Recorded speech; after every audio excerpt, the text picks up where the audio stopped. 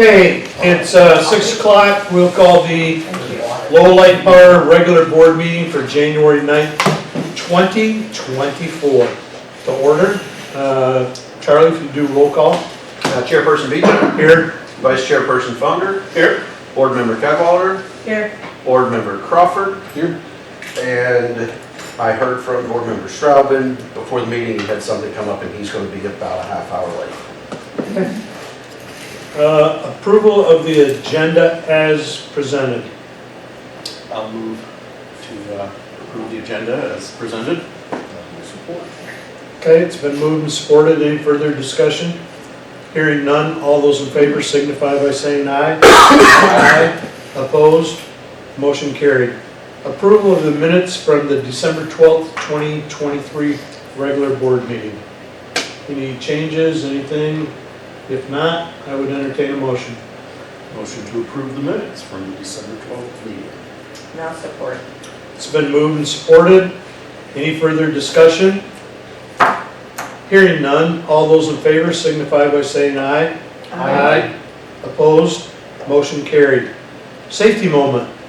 All right, this month's safety moment is going to be brought to us by Megan. So I will hand it over to Megan. All right, well, pretty self-explanatory. So we are getting into winter months and it's very timely with the snow. Looks that we like have very good timing. She outside called it up. today. It's slushing. To just remember that it's always a good idea to have a survival kit in your car so you are prepared, which is some essentials. Well, mine is scrolling, yours is not scrolling. Technology. Yes.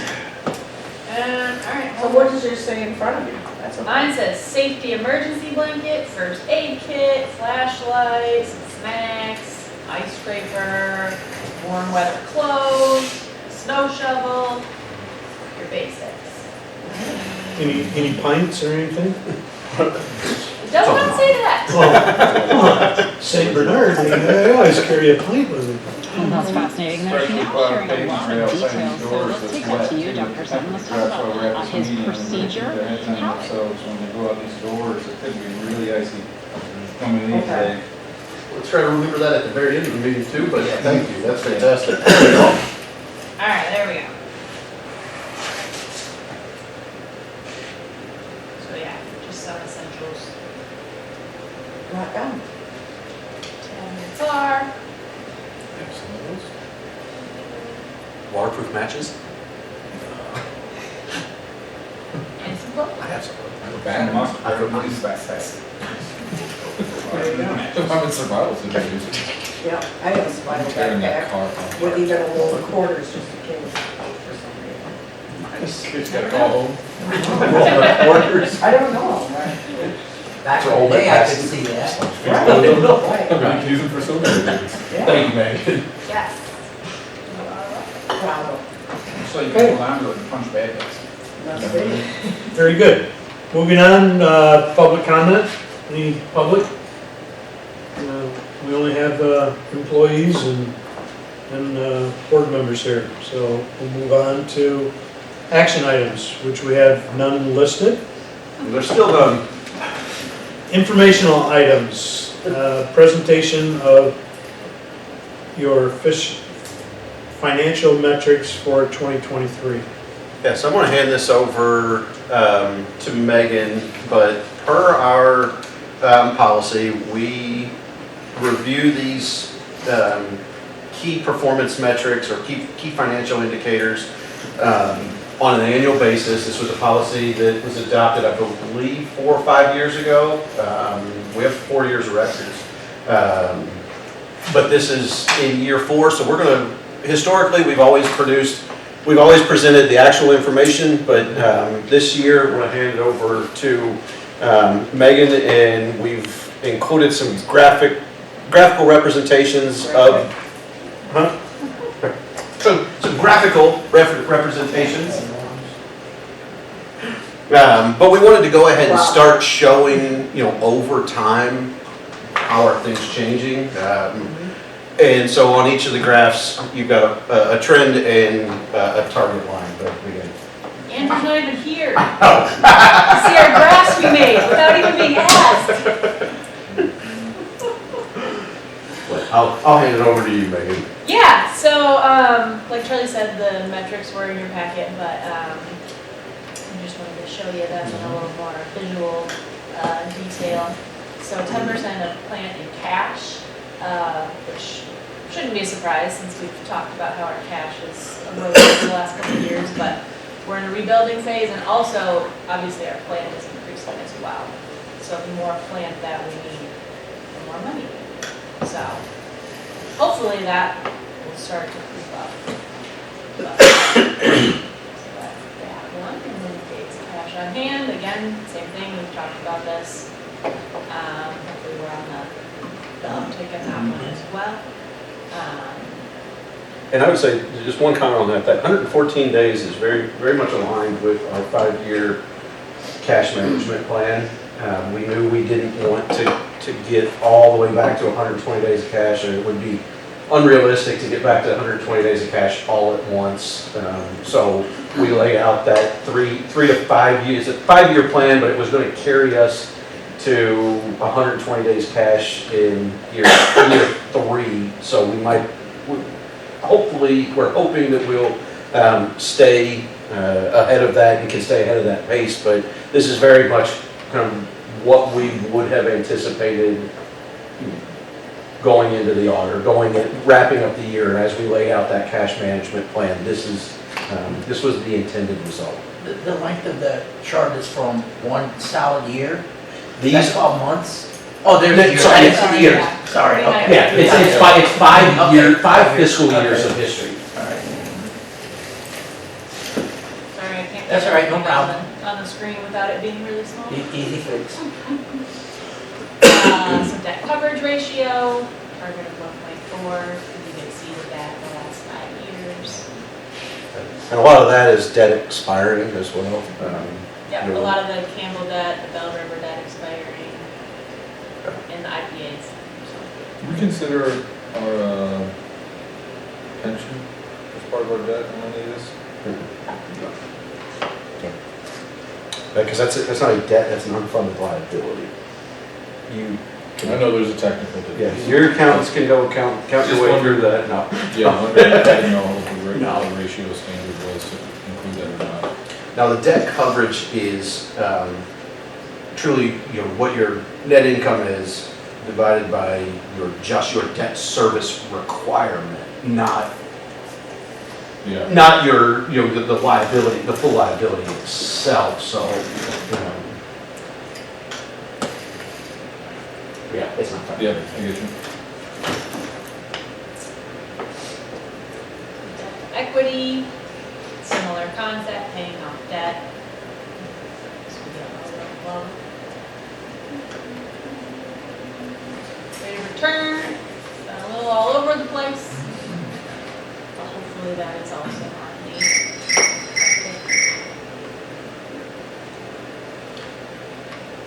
And then investment in capital versus depreciation. As you can see, for the last 4 years, we, greatly exceeded depreciation. Except for last year, which was a little bit of an anomaly. But yeah, overall, we definitely exceeded, so. And I think the big thing here is we have exceeded, the idea is you're consistently exceeding that. So while last year doesn't look great on the graph by any means, it was a decision that we proactively made to manage cash, and it was something we chose to do. It wasn't a failure to plan, or had we had inadequate rates. It was just volatility, and we chose to look at it over the long haul and acknowledge that we far exceeded depreciation in many years, and that there was it would be more detrimental last year to try and hit that financial target of exceeding depreciation. So obviously we look to reverse that trend in fiscal year 24, and barring some, I don't know what it could be, but everything indicates we're gonna exceed depreciation this year, and it should continue. And as we redid our long-range financial plan, we did also increase our anticipated capital budget to 1.2 million moving forward. So there's, again, we should get, no reason to believe that 2023 won't be an anomaly moving forward.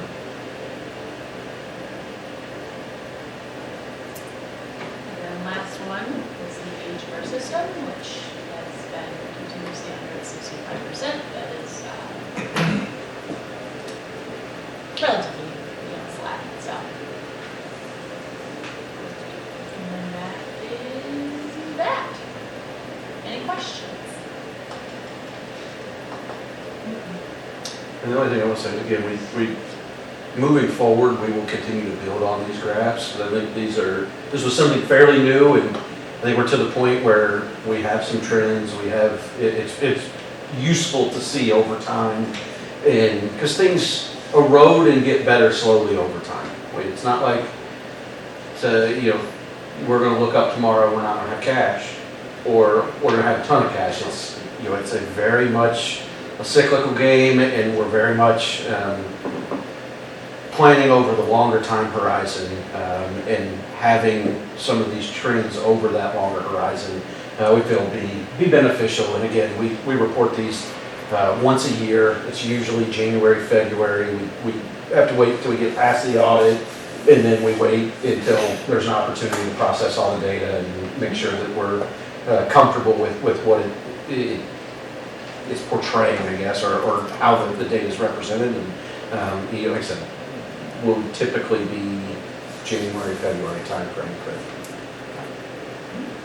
Thank you, Megan. Thank you.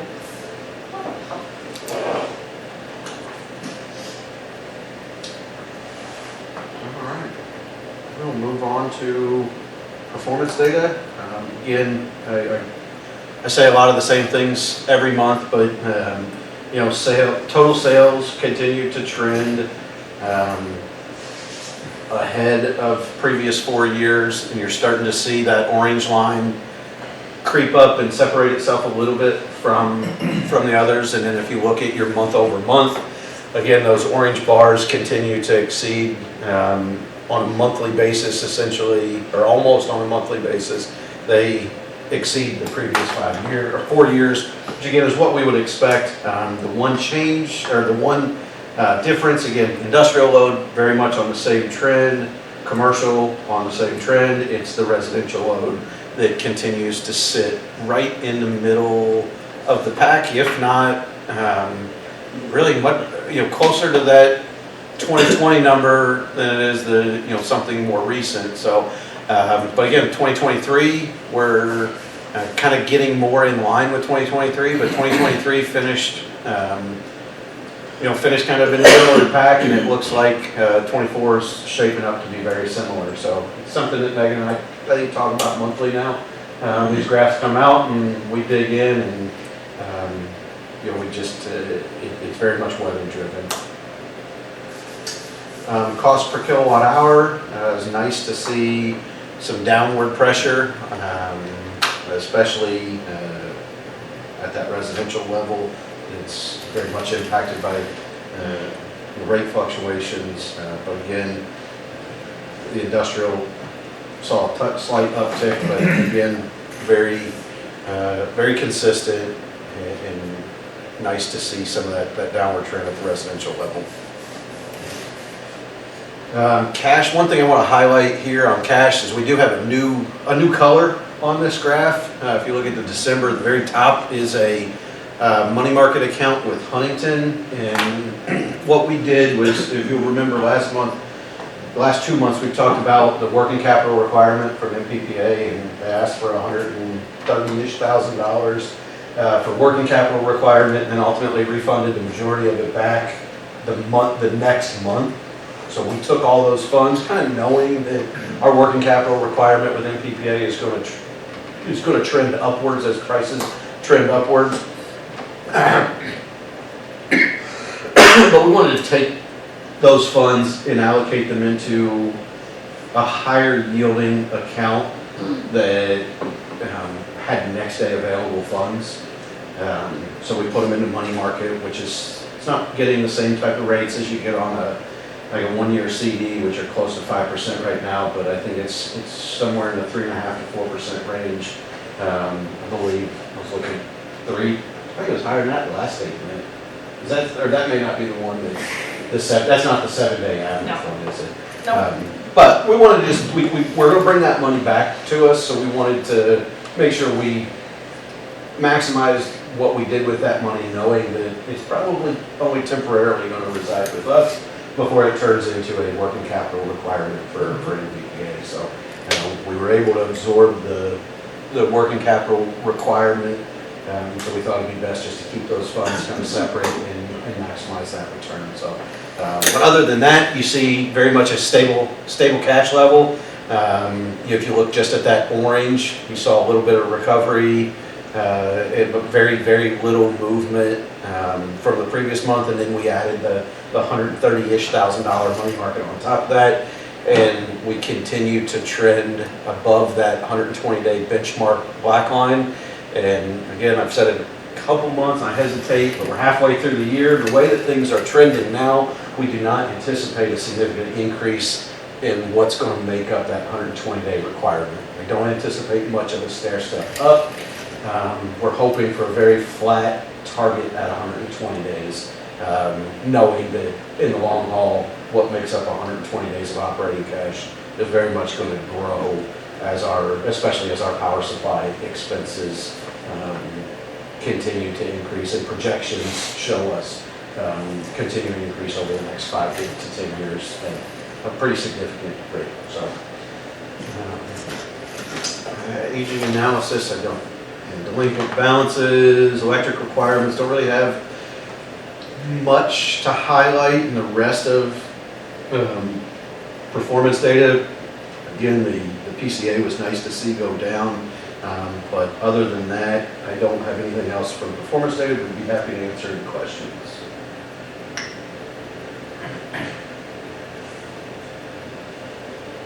All right, I don't hear any questions, so the board packet did not contain an outage report, but Ryan's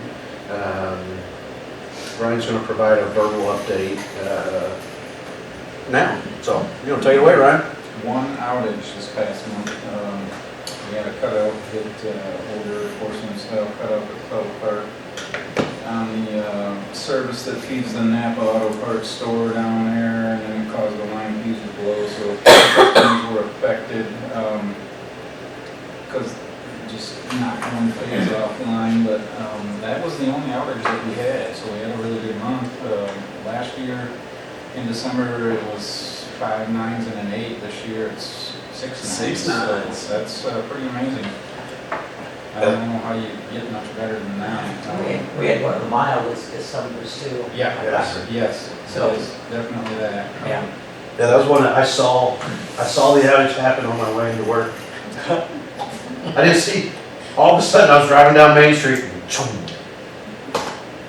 Uh-oh. I thought I missed something. Sure enough. It was pretty something. It was a nice foggy day, and that's what foggy, moist days are when those broken porcelain cutouts or cracked cutouts typically let you know that they're out there, because then the moisture creeps through those cracks and causes things to short out, and that's when they normally happen. We seen the power kind of blink off and on here at the warehouse, and then we got a text message from the substation because the whole circuit actually tripped off just for a split second. So all systems worked exactly like they were supposed to. Guys rolled out immediately, and repairs were taken care of really fast. It was awesome. Yeah, it was, total duration less than an hour. That's 46-minute duration. That's a phenomenal. Yeah, phenomenal. So, especially to have work that needed to be done. It's one thing if you just got to go refuse a cutout, you zap a squirrel, but when you get beyond that, the work grows very quickly.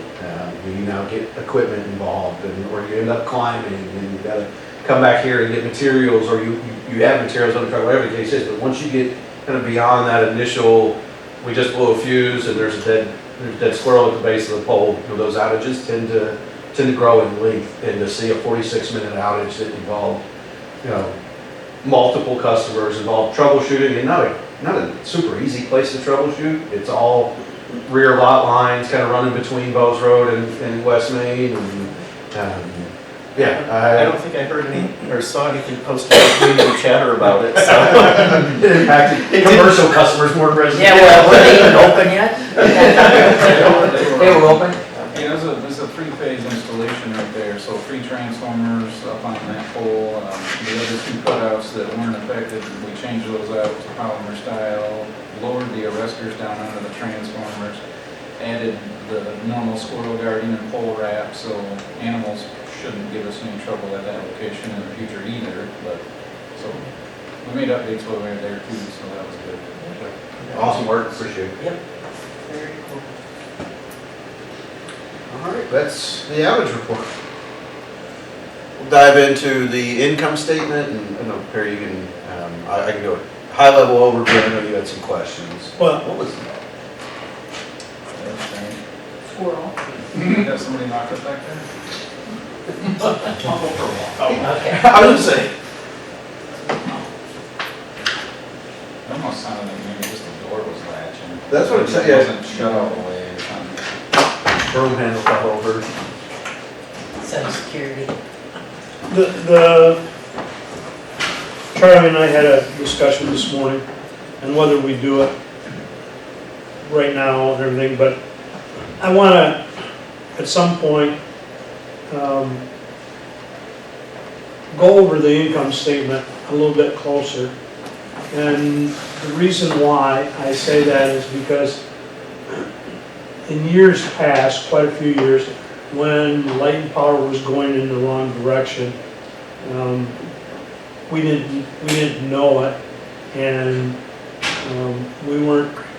the board wasn't attuned to everything, what was going on and that type of thing. And since then, we've changed management and things have been going really great, and they're continuing to be going great. I just, every once in a while, just feel like we need to, when I was looking at it, there's some things like that what we budgeted for and everything was like 100% not used or 100% used up, and we're and there was just things I was looking at and I couldn't necessarily answer them. And so again, whether we do it tonight or whether we do it in the future, I want the board to really look closely at the income statement, and any questions, bring those up, because I just never want to be in that position that we were in 15 years ago or 20 years ago, where we weren't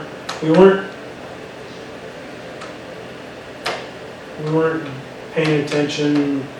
Some of those things weren't being pointed out, and so. Are you just looking at this cursory view going down the list? I mean, all of these, we're about halfway through the year, and we're about 50%, on each one of these things. So, I mean, it looks like it's tracking pretty well. And a couple things that seem high, like service revenue on the second line, I mean, that's at 51% of, where we expect it to be, right? And No, so, that yeah. So, I mean, that's a good thing. And the red that we're in with the sales revenue and the miscellaneous, that's just, a little bit off. So I would say my approach to talking about the income statement with the board is to try to start very much high level. Let's look at net income, operating income, and then anything that's big buckets. That's what the condensed is for. Right. Beyond that, I'm happy to dig into any questions. I will say, Megan and I review, obviously, this very frequently.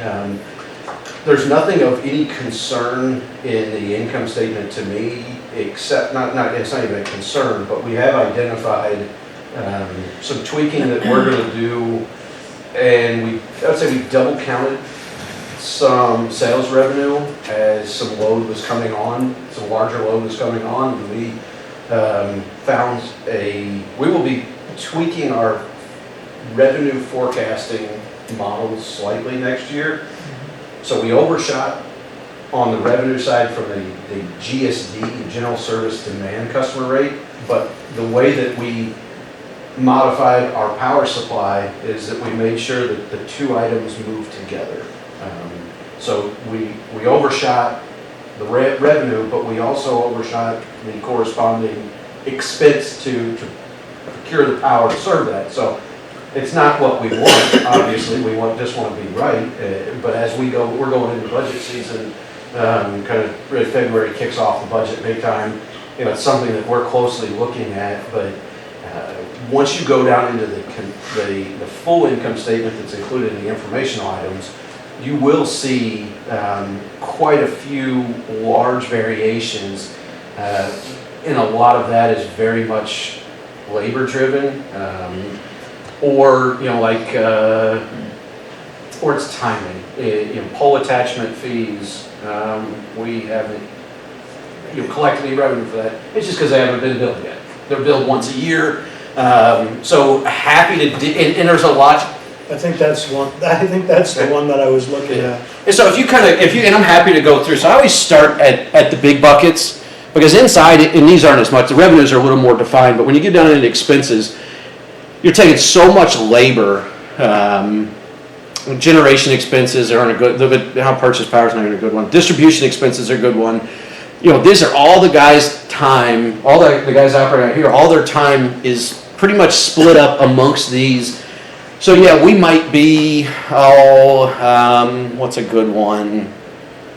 You'll see big variations all over the place here, but when you get all the way down to the bottom, when you get down to the actual total distribution expenses, we bring things in line. A lot of that's, it's the idea of rob Peter to pay Paul.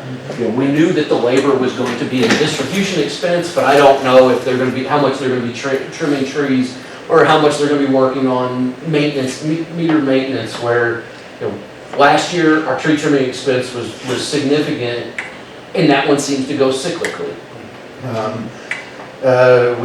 One year we had massive meter maintenance expenses because we found a billing error, and we collectively said, we're going to go check every multiplier in the system. We're not worried about not having that budgeted for, because we know it's a labor expense in the way that the budgeting works. We have all of our labor accounted for. It's just allocated to each account based on historic ratios, and those change significantly. Right. But there are, I guess the question or statement I'll say is, I kind of attack things from a very high level picture. I'm happy to answer at any given point any specific question, because I went through as we were talking and thought, is there anything that is abnormal that I don't have an explanation for? And One thing I noticed is the purchase power expenses. Yep. So I know next year you can estimate that to go up and put a larger number in that, so your variance isn't so bad. Because if you look at it, we're halfway through the year, it's going to be what, $800 and something thousand at the end of the year? under budget though. Oh, it's under. Red is good. Red is good Okay, there. That is under budget. Yeah. Yeah, that's I thought it Always was so the opposite. backwards. Yeah, but yes, we are under, but no, you highlight a good point that our single biggest expense is our purchase power. Right. It makes up over 50% of our expenses.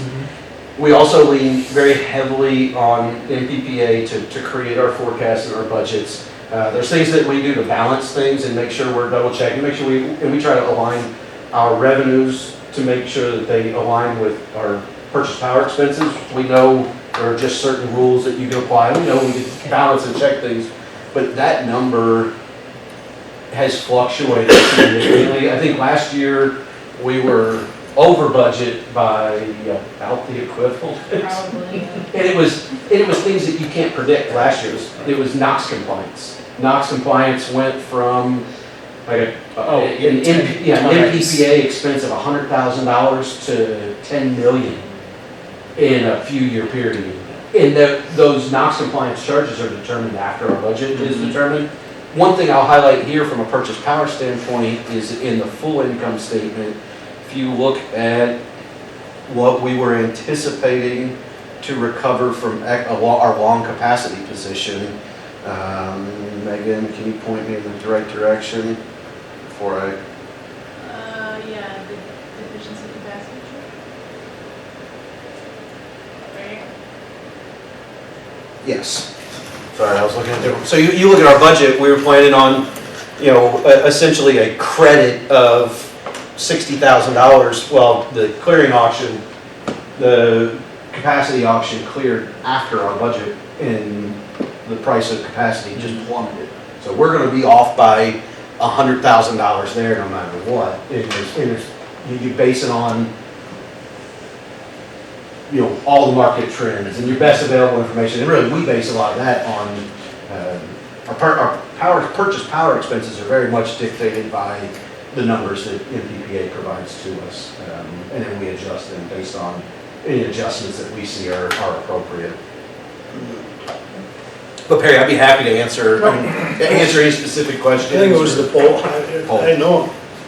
And you're going like, okay, there's that, and that was just bringing it to my attention. I just want to make sure the board has a complete understanding of what's going on, because And I would say if we can, obviously I'm very knowledgeable about our finances, but Megan knows the ins and outs of individual transactions very, very well. So if there are more detailed questions, if you can either let me know ahead of time, I'm happy to, talk about them in public, or ask in a meeting that Megan is here, that definitely will produce the best information, and that's ultimately what we want to provide you all is the best possible information. But overall, the income statement continues to trend very healthy.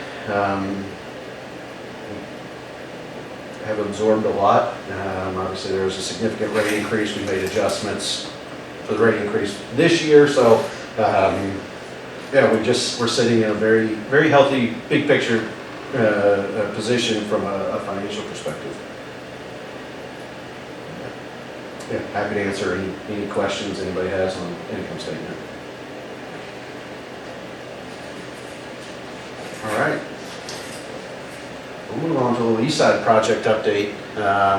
We'll mostly hand this right over to Ryan, but if you want to go to the next page, Megan. Just wanted to provide a brief update on the work on the East Side. Ryan, I'll let you kind of take it away, and then we can get into the notes and some other conversations. But I don't think this is going to be a fairly brief update. Any questions you all have, please ask, but just want to make sure you all are staying in the loop.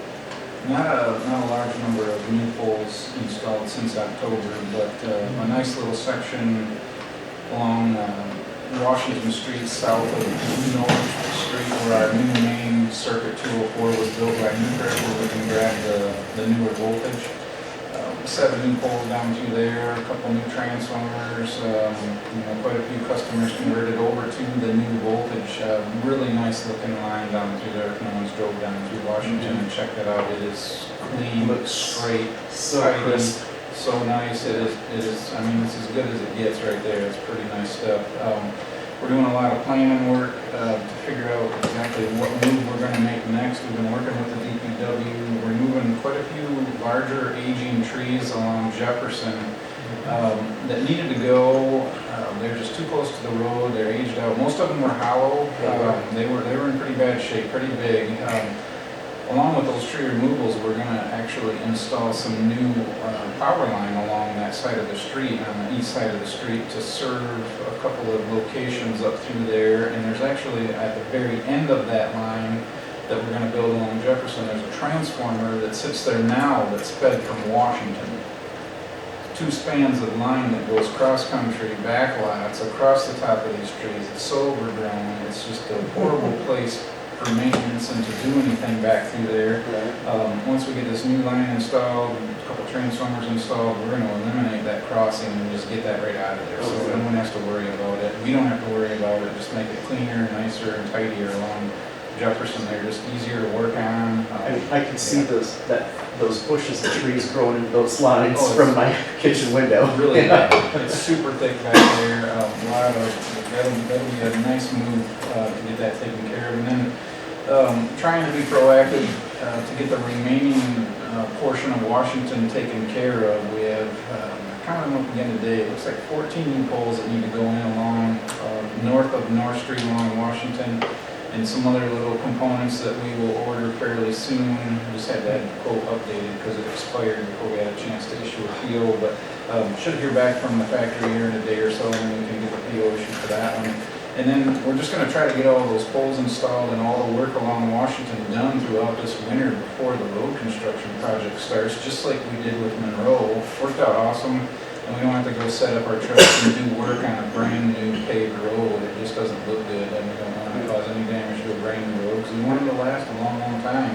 So should be able to move along on that one pretty quickly. It's right along the edge of the road, nice, easy work. It'll really tidy up that. We're going to use the existing conductor along there and just put bigger, wider spacers on the existing conductor so it'll work with the newer voltage when we do the conversion, and it's going to be a good project. So, did you do like Jackson Street up through there before So this? Or- Jackson Street Because it looks would like have I saw been some fresh stuff done done. by Newkirk. Yeah. Yeah, Yeah, okay. so it comes up from Front Street all the way along Jackson Street, turns left on North and all the way to Lafayette. That was all by Newkirk. Right, but there was, some stuff, it seemed like on the other side of the street that went like up through the woods or something to James Street or. No, Grindle, we have plans of doing something along Grindle that goes up towards that direction, but nothing. Anyway, it looks right better from what I remember, so from. They cleaned it up, yeah. Yeah. Yeah, nothing really much east of Jackson Street has happened other than tree trimming this past year. Just some minor areas. Yeah, a lot of work going on, planning for other projects that we are gonna budget for the upcoming budget season. Went out and took a lot of numbers and notes down today, transformer quantities, things like that, so we can plan out some other steps that we'll take as we move along over there. It's really gonna clean that whole neighborhood up.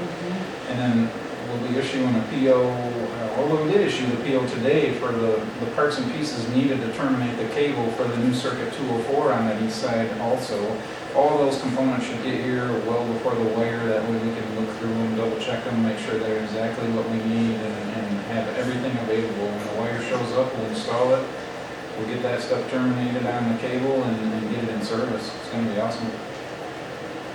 Yeah, there's a lot of great work happening. So I want to do these updates about every 3 months, probably. So we'll come back in April, I believe, February, March, April. But there's a lot happening. It looks great over there. We're making plans for hanging a couple single-phase step-downs and how to handle Jackson Street, or Jefferson Street, and then also going up Shepherd Hill, and how to button things up, because we're starting to look at the potential of removing the Lafayette step-down transformer that was the last one to catch on fire. Yeah, right? Yep. Yeah. So it would be fantastic that you never have to worry about looking out your window and seeing a big glow, a big orange glow that we're creating, hopefully. Even the work that we've done so far has taken a lot of load off of that particular transformer, so we shouldn't see any questionable loads on that in the next warm season. It should be able to handle it without any problem. A lot of customers have been transferred over to the newer circuit and new voltage, so we're doing we're making some good moves. Brian, I know you're not responsible for it, but are there quite a few trees that have to still be removed along Washington, or is it not too bad? We don't need to do anything other than some minor trimming along Washington, and on that, we just talked about this in the Arbor Board meeting this week too. Right. Or you were there. I'm not positive exactly what the DPW needs to remove for any of the street work that's gonna. Yeah, I wasn't sure I either, but I know that's not your responsibility. Wasn't able to chat with Rich about that this week to see what he thought, but, I don't think too many. I didn't think so, I wrote down or so. It's pretty decent up through there, yeah. So the only other thing that Ryan and I talked about is, we're also, Ryan really, is looking at the potential for the Copper Rock development. Obviously, it's still up in the air at the rollaway facility, still going through the court system and doing all that, but Ryan, we are making contingency plans in how we can leverage the new line to get the updated voltage to serve that load instead of putting them on the 4160 and then having to convert them at a later date. How can we leverage the existing line that Newkirk built and get them fed by the 12470? And we've got options, and We'll do it that way regardless. Yeah. Well, there's a couple of easy things that I think we can do. Charlie and I rode out there and put our heads together and tried to come up with all kinds of ideas, but when that, or if it goes on, and that development happens, we will serve it from that new line. We'll just make it happen. Because it'd be silly to do it the other way and then have to undo it and then convert it over, and it's just smart to just take care of it and get it on the right voltage right away. agreed. Be a little more expensive, but and then it's just shuffling a future project up the list a little bit, because that whole side of town needs to be rebuilt and voltage conversion, so it really lines up and it'll position us for long-term success, so. Just, I know this doesn't particularly involve, well, it does in terms of right-of-way contracts with poles, but I mean, it would be nice if AT&T would go on our poles, our nice new crisp poles on the other side of the street, so there's not poles on each side of the street, one for electricity and another for. And I'll say AT&T, from my experience, and Brian and I I'll touch base on, give an AT&T update later, but from my experience, AT&T will not abandon a pole route, period. They have these legacy pole routes that they own the route. You know, you plant a pole there, they'll buy it from you, but they own that route, and they tend to protect their dedicated routes. And based on the construction that I've seen, I think there's quite a few dedicated routes that they're not going to want to play ball with. Even if the cable is not being used, they will just leave it there to occupy the space so if they ever need it in the future. Consumers does the same thing all over the state. They'll leave a line there if it doesn't serve any customers, because if they take it down, then they'll have to worry about figuring out how to put it back up or fight to get it back up, so they just leave it. Yeah, I mean, I wonder if there were, concerned citizens in the neighborhood that signed a petition and took it to somebody at some regional AT&T office if they would. So I will say, I'll give a quick update. In my manager's report, I mentioned that I hadn't heard anything from AT&T in months. Well, we had a meeting on Monday. They called and said, we're supposed to be meeting, so we talked with them. They didn't do anything they were supposed to do ahead of that meeting, but I think there will be some opportunities to work with them to make things better. This is the first time I think I've ever had AT&T actually follow up and be where they said they were going to be. Oh, wow. And we brought McLean Engineering in, a firm out of Georgia that we use to rewrite our pole attachment contracts. I brought them in to help guide the process and work with AT&T, so they have pretty extensive experience working with AT&T. And the two people we're dealing with, the field guy who's responsible for all the data collection for pole audits, he's great to work with, and the person that's going to be negotiating the actual contract for AT&T, I have been told is very reasonable and one of the easier people to deal with at AT&T. Yeah, it's good, because the last interaction we had with AT&T didn't go. They flat out told their crews, you don't help Lowell, don't do anything in Lowell. They threw a hissy fit, for lack of better, but then that's an official term. But they threw a hissy fit because our 100-year-old joint owner agreement expired and terminated, and they threw a hissy fit. So, Well, we'll talk more offline and there's things that we're hoping that we can, Ryan and I have had conversations about how do we force them to clean up and what can we do to clean things up. And one of the things that we're gonna fight for in the contract that they've actually proposed is allowing us to do their transfers too. Allowing us to do simple transfers where, because what I think is uglier than anything is when you have a pole here with the top cut off and AT&T attached to it and our pole right next to it, and all you gotta do is move a bolt 6 inches and remove a pole. Most places I've been, we don't have that. The utility is told you don't touch our stuff, period. The AT&T folks we're dealing with they presented a draft contract that includes our right to make simple transfers, which would really give us the ability to help make sure things stay clean. Because again, aesthetics are important to us. We all live in the community. The people that live here know us, so they're gonna point to us when something's ugly, and we're connected. yeah, and I'm glad to hear you're on top of that. And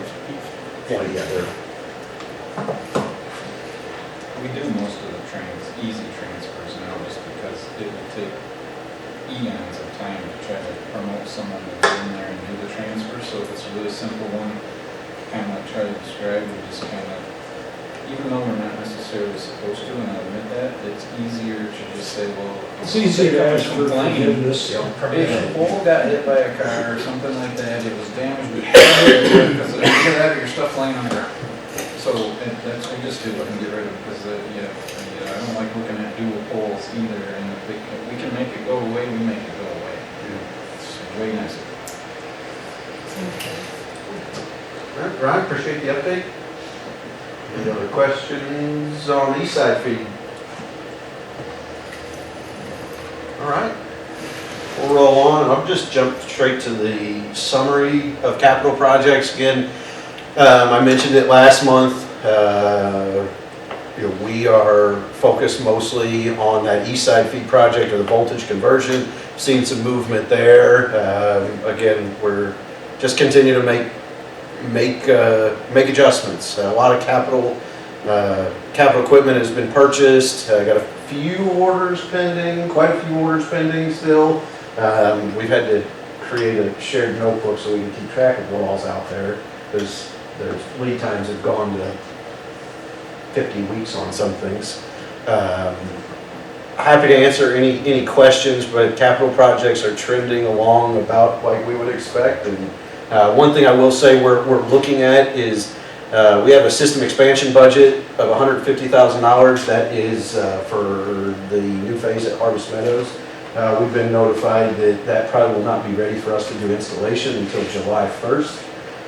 So what we're going to do is apply all the material to that work order and then take that remaining balance and shift those available dollars over to the east side feed project, so we can make sure we can get Washington Street, get out ahead of Washington Street. So we're to the point in the year where we're getting a little more clarity of what's going to timing wise land in the next 6 months, and what material is going to be delayed, what contractors are going to be delayed. We're, I would say, at the mercy of a lot of other people. We're kind of waiting for other things to happen. So it looks like Harvest Meadows won't be ready till July. Again, I don't know. It's one of the pieces of planning is trying to understand how much of that budget is going to be freed up, because we still need to get all those, get all the material and do any work that we can in this budget year, because we already are shaping up to have a busy year next year as well. But those are capital projects. Happy to answer any questions. All right. Move on to the outage report. We already did that. Move on to manager's report. I'll pause just briefly and touch on the second paragraph there in the MPPA section. One of the things that we handled at the last MPPA board meeting was a cost allocation for if we need to add a manufacturing the transmission investment service committee. And I mentioned for you, we're looking at the potential of significant legal expenses to fight our battles with ITC. ITC's sued MPPA at the state level, and has also filed complaints with FERC, trying to strip our rights as transmission owners. Transmission rates have increased about 10% year over year in the recent past and are trending to continue to do that.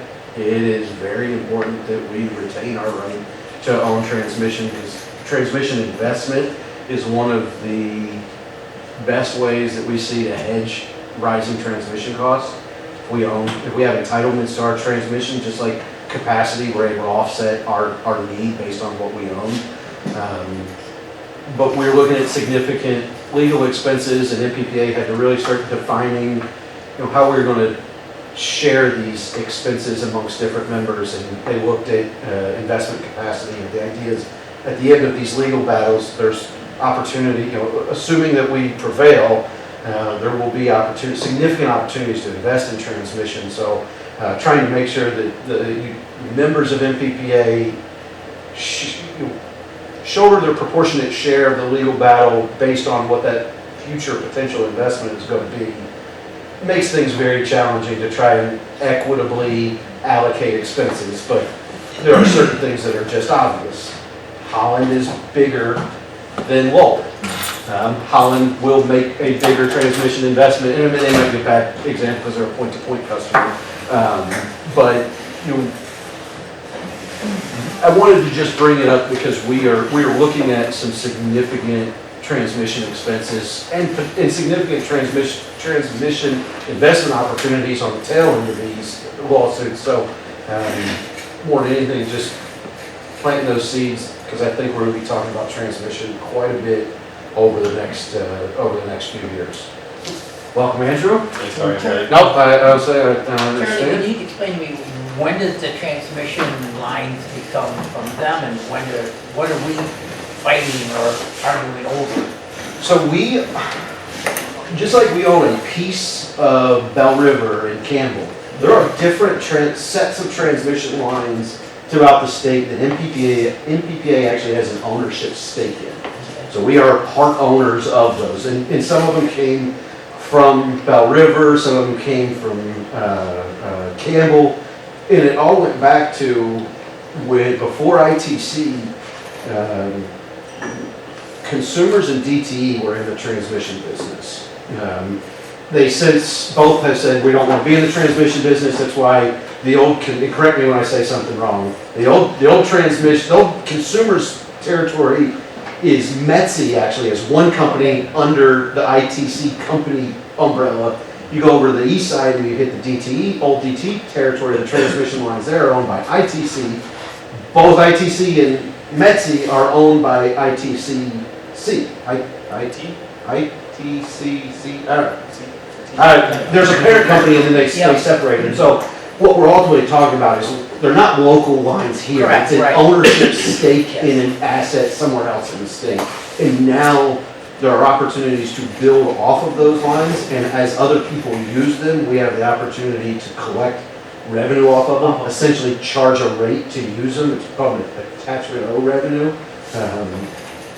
Casey, anything you want to add? No, it's similar to paying like a toll, like a Yep. toll on a So- road. That's exactly what it is. So, and TISC is not to be confused with ITC, Yeah, no, which is the company of which TISC and MPPA and everybody More acronyms, you got it. Okay. communicate and make deals. Okay. So again, more than anything, just want to bring it up because I think transmission is going to continue to play a bigger role in our conversations, and I just want to make sure I'm establishing the appropriate foundation as we continue to dig into these issues. That's all I had there. Ryan wasn't able to provide a distribution report here, but I think a lot of it was covered talking about what's going on here. If there's anything else you want to add specifically, please do. No, there's nothing really significant. I mean, just normal, everyday stuff. The dirt work contractor for Harvest Meadows are going to need our help when they go to install a water line. One of the existing poles is going to need to be held up. just so that they're gonna be digging close to it. That's just common normal stuff that happens, that we deal with all the time. Nothing really new with equipment, service install work. The new Dollar Tree transformer has been installed. I'm just gonna wait for the on-site electrical contractor to install secondary cables so we can energize that. And then hopefully the transformers that we ordered for that site and the Care Resources site arrive fairly soon. Because the one we have there is not a permanent one for that location. It's just a stock one that we can use temporarily while we wait for the actual ones that we purchased for these locations to be installed. They're just lead times are so silly that we just have to wait. But thankfully we have stock where we can use it and just in the short term. And nothing really else on it. Most of this east side stuff we already talked about. And between the last board meeting and this board meeting, there were sicknesses and holidays, and it's just, I think this year was extra tough because I think everybody got smacked with sickness, or families were. It was tough go around for a lot. But I'll roll on the manager's report. The IT update, I mentioned that we continue to work with IPC to rebuild these virtual servers. That was actually completed last Friday. I want to thank Megan for doing some testing on Saturday. These rebuilding of these virtual servers has been a process. It's been slow, very methodical, but extremely critical to our overall operations. And all of them went as smooth as they could have. But just want to highlight team effort on light and power side. And the one server I was supposed to test, I woke up with the flu, so I had to bail. I had to text Julie, and Julie got involved in testing as well. But Casey and Megan and Julie have all tested, and we have wrapped up that very, very much lingering issue from the initial setup of our data center. Alternative schedules, just want to provide a brief update. We went and changed our office hours in January, and obviously we don't have a ton of experience with the new schedule, I'd say, but from the staff standpoint, I met with Megan and Julie today to make sure I got an opportunity to hear, give them an opportunity to share thoughts or anything. I think the feedback has been very positive. We've heard no complaints from customers. We did have a customer waiting for us the first day, but that was associated with an issue that was resolved. But specifically, what I thought was awesome is when I came back into the office and I asked how it went, the first thing that I heard wasn't, "Man, it was awesome leaving Friday early," which is awesome. It is. Well, the first thing I heard was, "Man, you'd never believe how much work can get done during this first the focus time in the morning." And Perry stopped in this morning and he left, and I don't know if you noticed, it was dead silent in that office.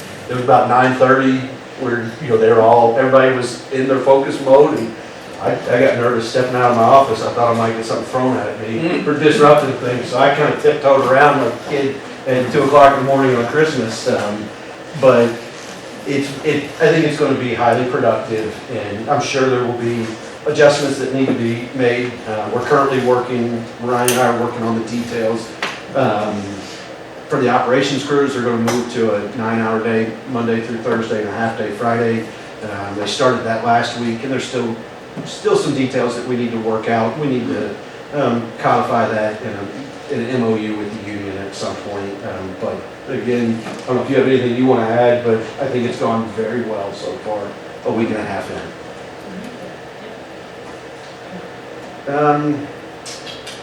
And again, I provided a brief update on AT&T. I know there's a lot of questions about the new energy law rewrites, and there's still going to continue to be, mainly how the heck are we going to do this? MPPA has identified quite a few areas of where additional guidance or additional direction needs to be provided by either the MPSC or the state. So we really can dive into how we are going to achieve this. Obviously, one concern that we have is our ability to continue to own the 2 turbines out there beyond 2040. Casey and I are having, and we'll talk about other changes there as well. But you know, the new energy law says 100% of our energy has to come from clean resources. We don't get much energy from those. We're very much grid stability, capacity resources. But as soon as we turn them on, does that energy count against us towards our clean goal? So, you know, there's a balancing act that has to come between reliability and sustainability and affordability. And we're going to be faced with lots of challenges, but we don't have answers yet. Want to highlight January Currents magazine. I believe everybody gets the Currents magazine. Cannot say enough awesome things about Emily and Lisa for pulling together. Cassandra at MMEA said, hey, we need your stories for Currents. They said, hey, we're doing some neat things, and the editor said, you guys are doing a lot of neat things. Let's not do a couple small stories. Let's do one big story. And couldn't be happier with how it turned out. And yeah, I thought it was. When I saw that, it warmed my heart.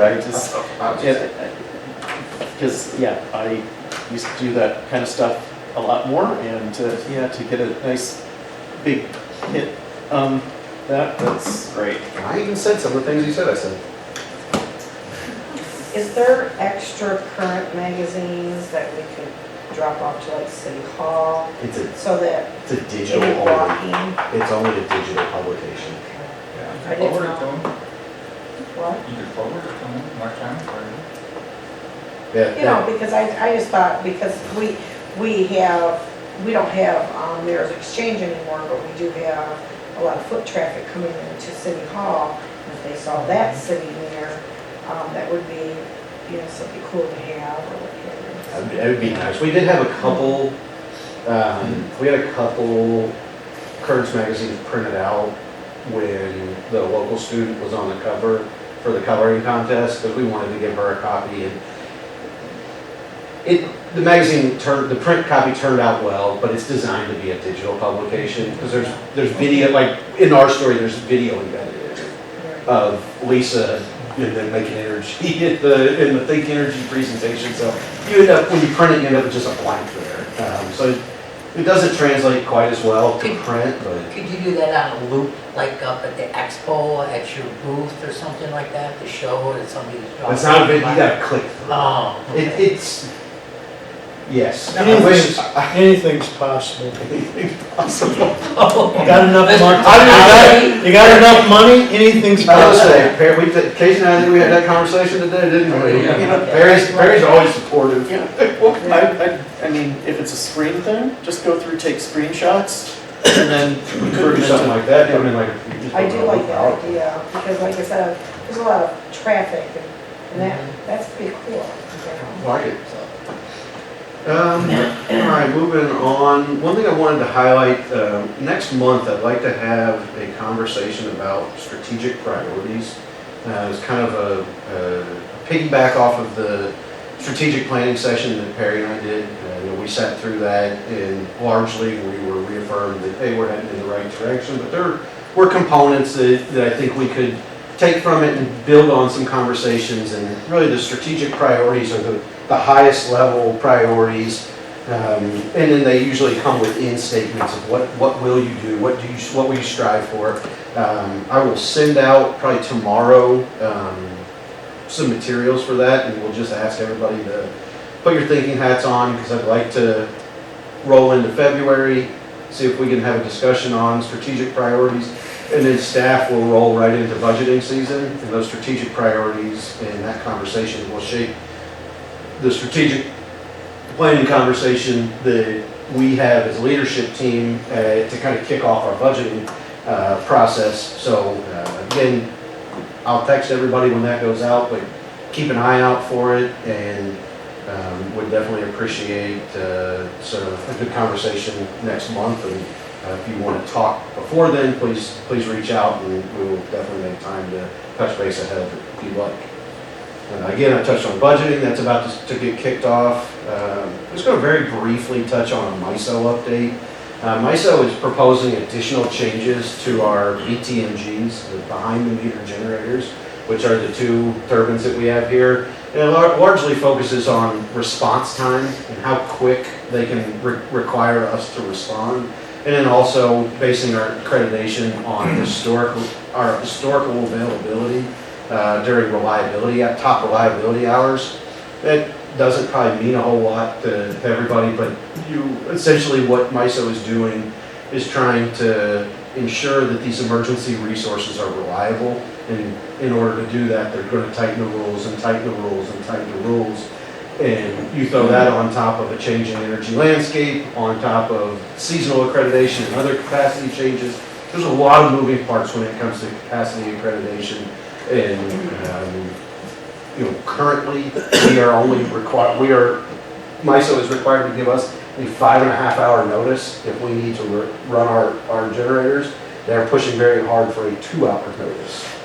And Casey and I will be having lots of conversations, and Casey's brain will be working extra hard trying to figure out what we need to do and what it's going to take to trim our response time down, because that capacity continues to be worth a lot of money, and we don't want to unnecessarily risk losing capacity accreditation when the historical availability component of accreditation is going to be very challenging because they don't allow for planned outages. Your big units, all your units, you can say, I'm going to be off from this day to this day, and as long as you meet certain parameters, it doesn't impact the capacity accreditation for that facility. They're wanting to change that for emergency resources to be very different, and it's going to impacts on us. We're going to need to be able to respond quicker, and we're going to have limited opportunity to make our units unavailable. They're going to need to be available the maximum amount of time. They're not going to run, but they need to be available. And I should clarify, Casey has to update those 2 units, and they have a status with MISO, and they're in a status. Right now they're in reserve shutdown, which means they're shut down, but they're available. There's also planned outage, there's forced outage, there's other, I don't know what other, but there's different statuses, and you have to basically check in with MISO, so MISO always knows what's available and what's not available. We have to really take a lot of steps to make sure our units remain available. I have a cot I could donate to Casey. Yeah, just We got, I guess, keep space your heater back options here. open. You can keep warm with the space heater back here. Yeah. I want them to be comfortable too, not just warm. Get some direct TV or something. Perfect. We've had some brainstorming sessions. Obviously, we're hoping for plenty of time to implement any of this, because we're thinking there's quite a bit of not quite a bit, but there's going to be a bit of automation in remote control. Casey's got some great ideas. We need to vet a lot of them. Need to provide an update on Heart Solar. This is a PPA that we have signed. We've also executed an amendment which pushed out the commercial operation date 1 year and also increased the price by 15%, I believe. The project's being developed by Northstar, which is the kind of unregulated wing of Consumers Energy. And they have indicated to MPPA that it's going to be very challenging to continue with the development under the current PPA. Essentially what they're looking for is another significant rate increase, and we're to the point where we have, Lowell's position was that we have a contract in place and that it's an advanced project and that we've already renegotiated once and that we'd like to see the project come to the grid based on the contract that we have. Financials may not work out. There's also some other business factors that need to be figured in, but I would say that the Heart Solar project is very much on rocky ground right now. It's not on anything stable, and it appears that we are moving in a direction that would result in the project not coming to the grid under the current PPA. I will say, we saw that at MPPA, I'm going to say we, MPPA saw that as a potential possibility during the amendment negotiations. And I'll have to look up exactly, I don't want to quote wrong, but in the development securities were increased by 50%. So they went from $2.4 million in development securities to $3.6 million in development securities, that if this falls through, North Star would be forced to pay MPPA. They've also negotiated a make-whole provision where they would have to, North Star would essentially have to replace our energy capacity in RECs at the contracted rate from June 1st to November 30th, 2025. So I would bring this up because they are financial, the MPPA tried to hold the financial screws to them when it came to renegotiating, but the markets have shifted so much that those development securities may look more attractive than remarketing the project to another off-taker. We don't know. But knowing that this project is potentially on the rocks and PPA is evaluating other alternatives, which there are not many of, but there was an opportunity to evaluate joining a advanced MISO Q position project. There's a large solar project that is fairly far along, and it's being developed by a developer that MPPA has done business with on multiple occasions. So we have a business relationship. We have a PPA template essentially, because we have 2 different executed PPAs with this developer. So I'm hoping that either in February or March, I'm able to bring a PPA or a purchase power commitment for another yet to be named solar project. So while HARP appears to be less than stable, there's this other opportunity that's being pursued as essentially a hedge against HARP not coming to fruition. Would it be a wash of how much they're going to generate on these 2 facilities? Pretty close? Pretty close. So MPPA's portion at HARP is 25 megawatts. Okay. MPPA's portion on this other project would be 25 megawatts. When you get down to energy being produced, they're in different geographic locations. The new project, I think, is in a more advantageous geographic location. It's off of the, obviously, HARP is over by the lake shore, so you get more cloud cover there. This other project's further south and further away from the lake shore, so I think the replacement project would produce more energy, but orders of magnitude very much similar projects. And then lastly, Julie, Zach, and Tony all celebrated work anniversaries last month, and Julie celebrated 13 years, Zach 6, and Tony celebrated his first anniversary, and he has been phenomenal. They're all great. Good. But adding Tony has been a trip. He was disappointed that Mary didn't, he woke up on his anniversary date and he was disappointed that Mary didn't realize that it was his 1-year anniversary of working at the greatest place on earth, so. You weren't here for that one, I don't think, were you, right? I didn't hear that. Yeah, he said he woke up and said, "Don't you know what today is?" And she didn't. I love Mary. Happy to answer any questions on manager's report, but that is what I had. Can we go back to Yes. the manager's report to the line shaft? Absolutely, I'll leave. So,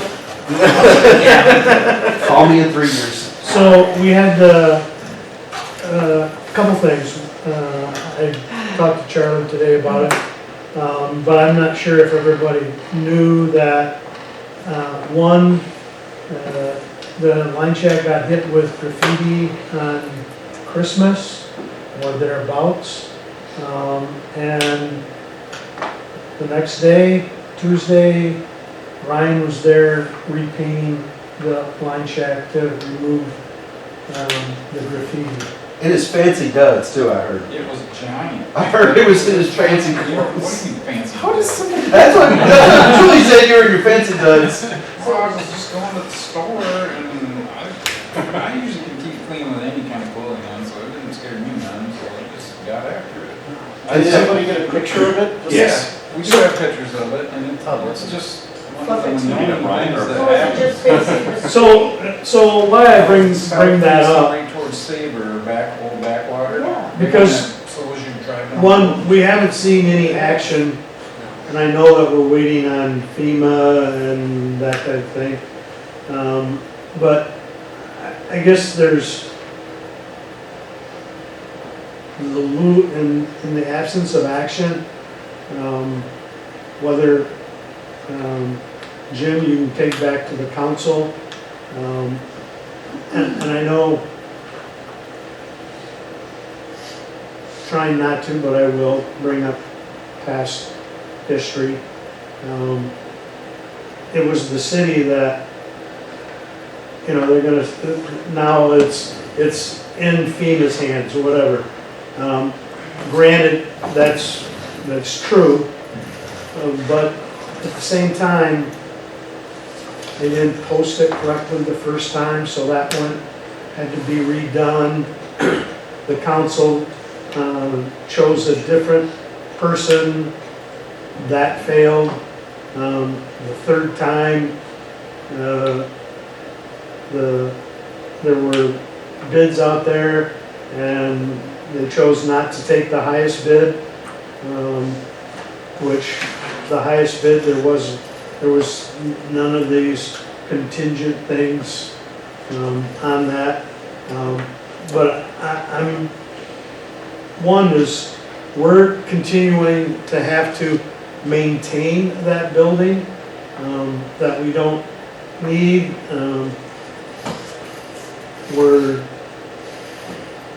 It's just, it's frustrating. And it's frustrating,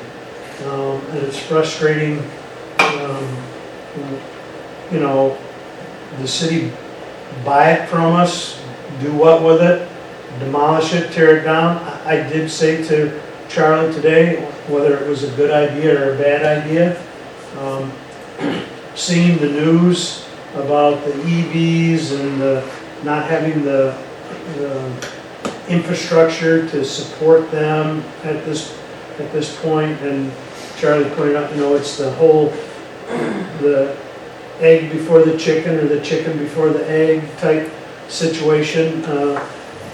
I'm looking at this, there's a possibility to tear the building down, and there would be 4 or 5 areas that we could get in the business of EVs, chargers.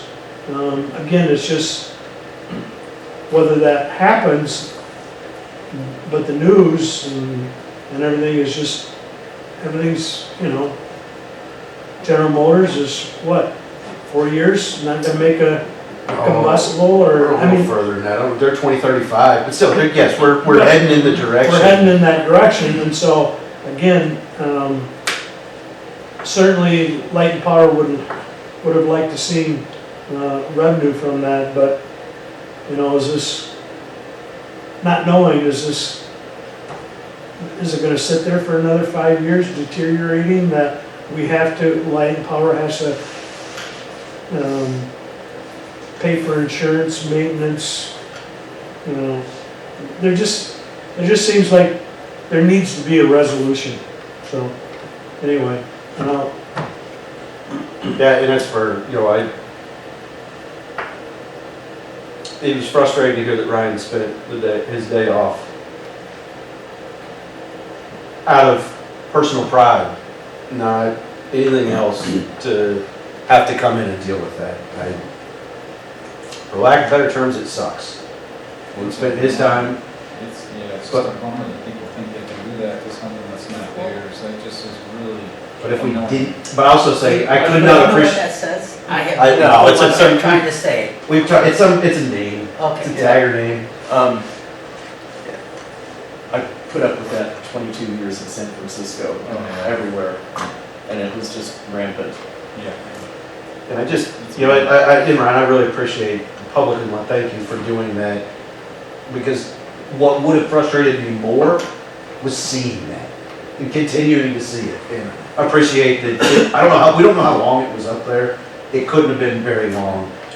The best way to abate that is to do just that, is to get it covered right away so it doesn't encourage others to fill in all of the space around it. And put a little camera on the corner, because they don't like to get pictures. Oh, we looked, you know what bad is, we looked at every dang camera we could find for hours, trying to figure it out, we didn't have They have anything. a camera right on their building that looks at their little patio area, and they were going to look at their video, but they never got back to us. I don't hear anything from them, so. They knew who it was on the video. So the other, my point is, I'd like the other board members to be thinking about this.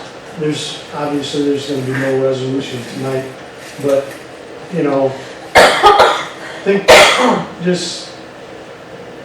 think what we wanna do, whether we just sit back and going, like this, or, and not get the possible revenue from that. I don't know, it's just very frustrating. Well, I will send out an email tomorrow morning in regard, does the city know that this was, graffiti was written all over it? Yeah, I mean, we called the police. Okay. Yeah, I was saying, I was trying to, Okay, I didn't ever bring it up with Mike or anybody. Yeah, I wanna make sure they're aware of it because it needs to be. taken care of. There's one over in the old Unity School.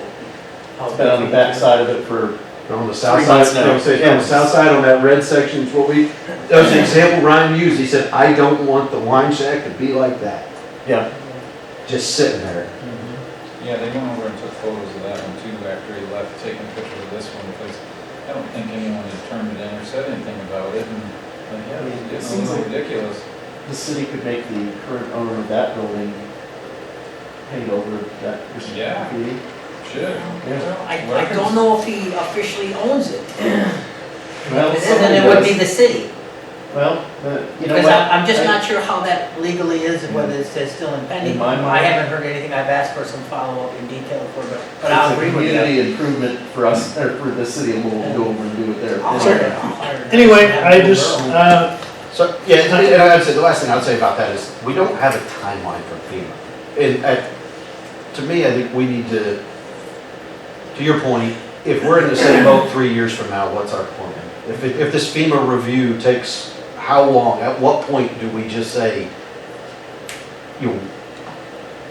it's become overly burdensome to continue to be responsible for that building? I'll throw out a June 1st deadline. If we can't hear from that, there's something needs to be done on behalf of the city to work on that project. It just needs to be done. It needs to remove it, and that's what it is. That's going to be my recommendations, and I'll fight for that, at least to that part of it, and see what we can do. But they can't, 12 months, it's already been lingering for what, 3 years? 2 years? Is it sold? 4 years. It's technically, there was an agreement to sell it for the 130,000. 130 or 135. And there were some things that he had applied to the city to continue with it, and I think he got some of that done.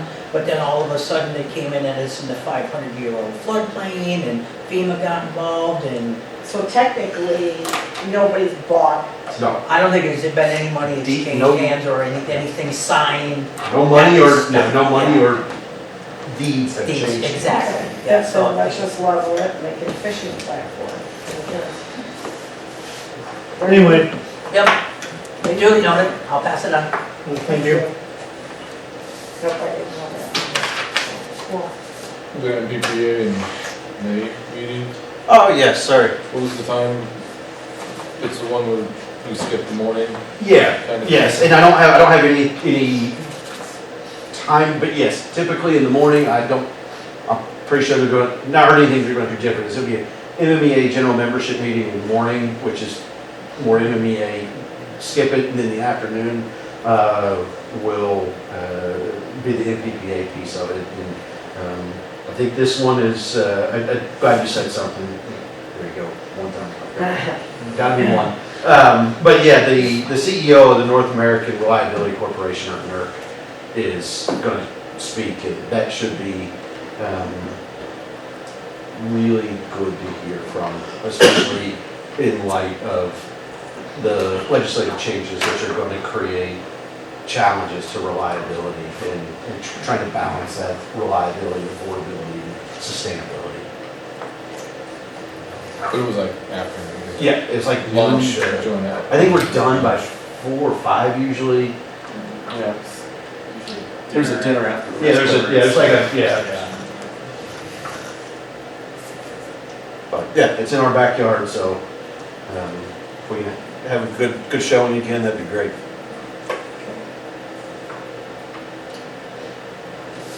Okay, that's schedule of our meetings. Our next regular board meeting is February 13th. Board comment. Daniel, whoever sits next to me always gets the first.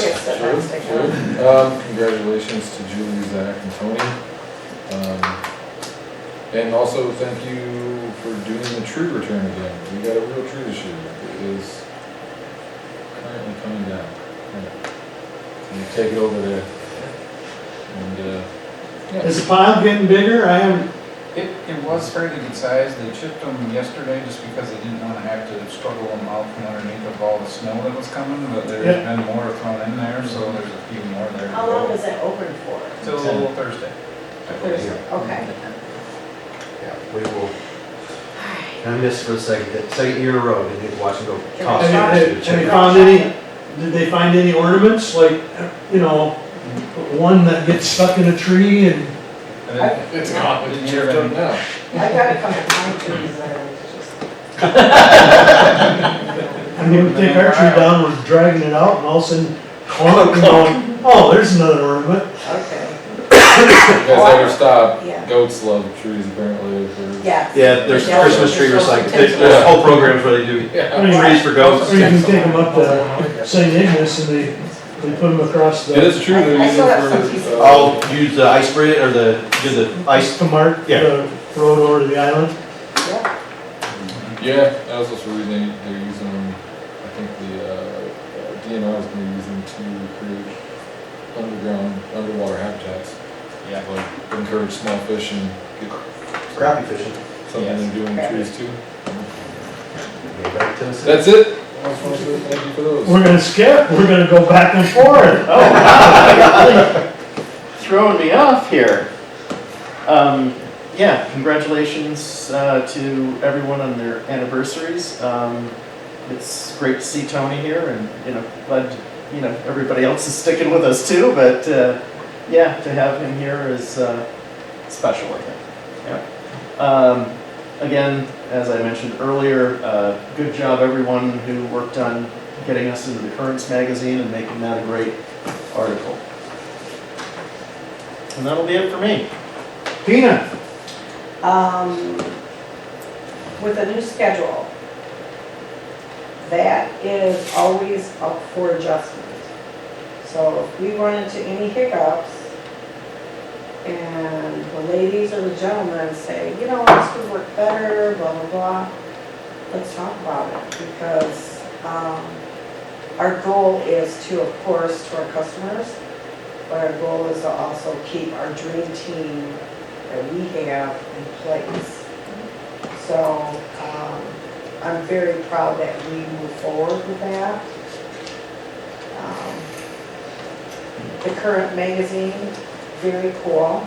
I think the next time that we have this opportunity, that we should cut them to the chase when they say, yeah, we want to do this, blah, blah, blah.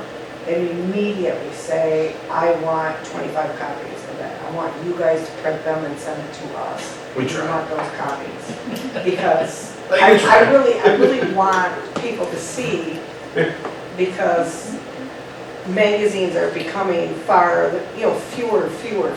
And when people walk in and go, what is this magazine doing here? And then they open it up and it's our town. Having it at the expo, which is a super cool idea, to showcase it somehow, that would be just phenomenal. So, because that's a huge amount of foot traffic.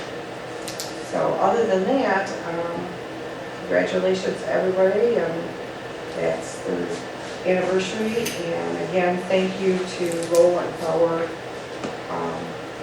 our employees, because we definitely are very graced with some cool, smart people. Thank you. That's it. Jim? I am going to invite new council member Eric Barkus next month to the meeting. He'd like to sit in once, see what it's a little bit about, so. You can sit in as many times as you That's want. what I told him, come Open to the public, man. and if I'm not here, he'd be more than happy to sit in for me, but the point is he'd like to see what's that involved, so I told him I would check with you to make sure he could come next month. I said, you don't get to vote, so don't say various speaks and stuff like that. The other thing, Andrew, is I did go to City Hall, because when I went to your house after they had done the street, the drop off from the street to your driveway was just terrible. And I went back to make sure that they did take care of it. Are you happy with what they did? It's a nice, smooth thing. I mean, it was at least, what, this deep? Yeah. Pull out of this driveway after they did it was ridiculous. Wow. And there was another one too that they checked too, because it was just. And I thought they did a pretty good job of giving you some things. I haven't had an opportunity to talk to you about it until just now. I just want to make sure you were happy with that. Yep, we'll work out finally, yeah. Yep, no problem. That's it. Thank you. Andrew? Well, sorry I was late. Had some exacerbating situations that were, it's kind of nice to come here and not have to deal with that, because you guys operate much more effectively as a team, so. It's good to hear you, a group of folks who just always doing positive stuff. And I'm sure there's issues that happen once in a while, like Charlie sneaking around during flight time and having people throw stuff at him. And the other part is, I didn't think I'd be 45 minutes late and that's half the meeting. It's usually like 10%. Yeah, I almost texted you back and said, we're going to you call, like, why? Let him show up and we'll be like, and adjourn! Glad to see you. I will tell you, I'm not saying interrupt, and I'll send them all to you. We took all the financial metrics and put them all in a 5-year trend graph and graphically represented everything. To show us, and we did it before Andrew asked. Yep. But no, Megan, if you would you make a note, just email Andrew out those graphs, so. Thank you. Thank you. And thanks for taking over that in your spiffy duds or whatever they were called. I'm just imagining him in a shirt and tie, or suit and tie or something, painting and just not having a drop on him. Sounds like a contest. Yeah, so, thanks for that attitude to the, didn't have to do that, but appreciate the attitude. Morale, they don't need to be recognized, so covering it up as quickly as possible is definitely what I would love to see happen all the time. It's just a bummer kind of for us in this town, is we got all these railroad cars that sit in here that get parked in bigger cities that get graffitied all up, so it makes it look like that's what we do around here. Right. So it's a bummer kind of for that, but at least it didn't happen here. And then lastly, go blue. Yeah. Maybe your flight was late coming in from Houston, you know? I wish. I was at the one in 97, so, but The shared one? The shared one? it wasn't shared. Okay. Yeah. Everything's going great. Light and power. I want to thank the board for your participation and just call it a night. 7:32. Don't even figure it out. Entertain a motion to adjourn. I'll support. Support. All in favor, signify by saying aye. Aye. Opposed? Yeah. Stay here. But my kids said, Dad, what was